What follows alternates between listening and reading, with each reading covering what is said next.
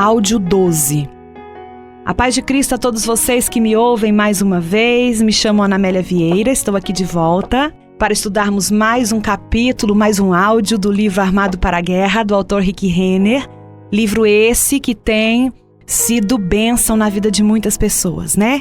Que o Senhor em Cristo Jesus te abençoe. Estamos aqui nessa árdua tarefa e eu espero que você tenha bastante proveito nesses estudos. Vamos lá para mais um áudio?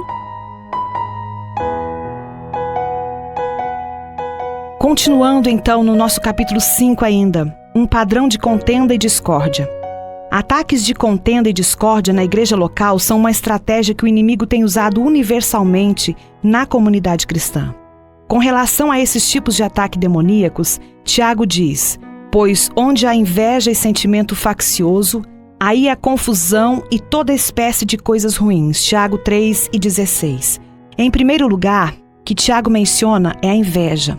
A palavra inveja vem da palavra grega zelos e denota um desejo atroz de promover as suas próprias ideias e convicções em detrimento das ideias de todos os demais. A fim de interromper o fluxo pacífico da igreja local, o inimigo pode convencer alguém da igreja de que ele tem uma visão que precisa ser reconhecida e aplicada pela liderança da igreja. Muitas vezes esse desejo atroz de promover as suas próprias ideias e convicções em detrimento das ideias de todos os demais torna-se tão forte que a pessoa não desiste até que o pastor sucumba e concorde com o seu ponto de vista.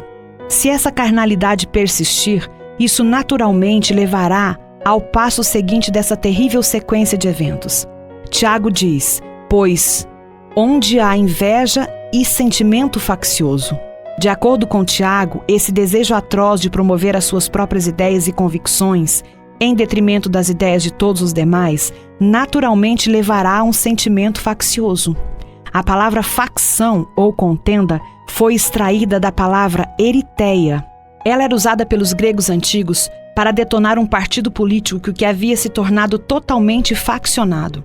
Essa divisão finalmente se tornava tão perniciosa que o partido político não podia mais funcionar como um todo. Em resultado dessa contenda, discórdia e divisão interna, esses partidos políticos divididos geralmente eram abandonados. Assim, a palavra eritheia é muitas vezes traduzida como espírito de divisão. Por que é importante entender isso? Porque o uso dessa palavra nos diz que se esse ataque espiritual de facção não for tratado severamente e depressa, será apenas uma questão de tempo até que a família da igreja seja terrivelmente dividida e separada por problemas internos. Ignorando o fato de que o pastor é o líder da igreja local apontado por Deus, a pessoa que causa a divisão começa a reunir pessoas ao seu redor que estão dispostas a aceitar a sua visão das coisas. Esse é o começo de um espírito de divisão dentro da igreja local. Um grupo de pessoas começa a tomar partido com relação a um ponto de vista de uma pessoa, enquanto o outro grupo toma partido do outro ponto de vista de outra. Finalmente, a igreja fica dividida em tantos pontos de vista diferentes que, no fim das contas, esse corpo local específico não é mais capaz de adorar em conjunto. Isso então leva ao passo seguinte dessa sequência de eventos. Tiago continua: pois onde há inveja e sentimento faccioso, aí é confusão. A palavra confusão foi extraída da palavra acatastasia.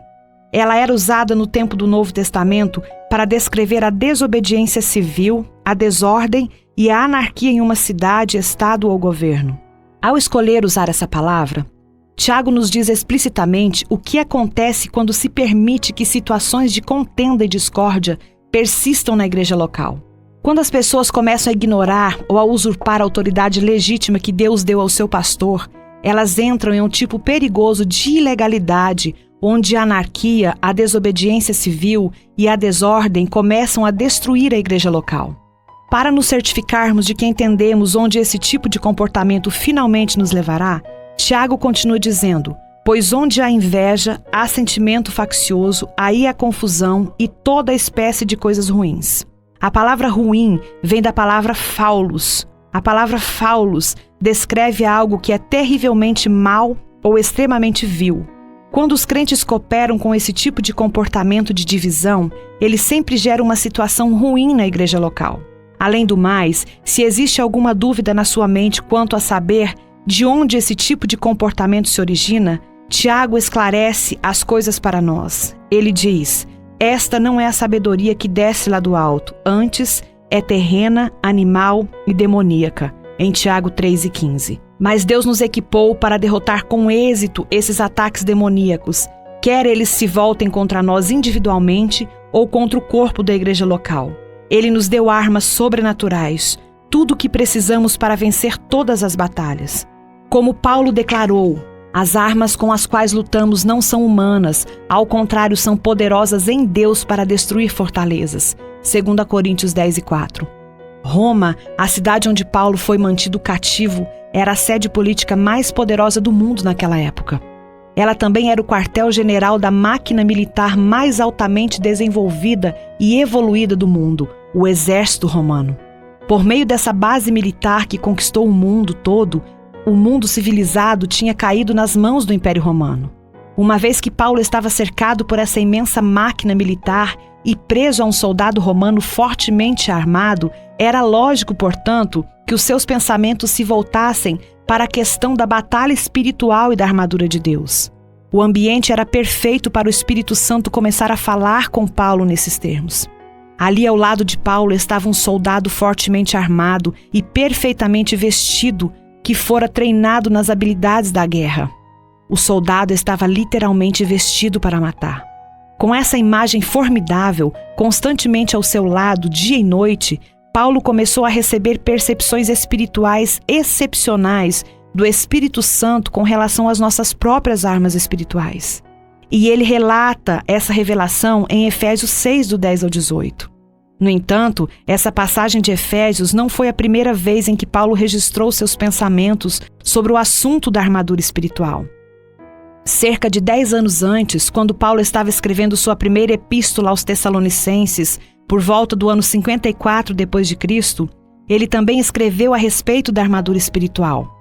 Entretanto, naquela época, do começo do seu ministério, seu entendimento sobre a armadura espiritual estava claramente subdesenvolvida. Na época em que Paulo escreveu a 1 Tessalonicenses, ele só mencionou 2 peças da armadura espiritual. Nós, porém, que somos do dia, sejamos sóbrios, revestindo-nos da couraça da fé e do amor e tomando como capacete a esperança da salvação. Está em 1 Tessalonicenses 5:8.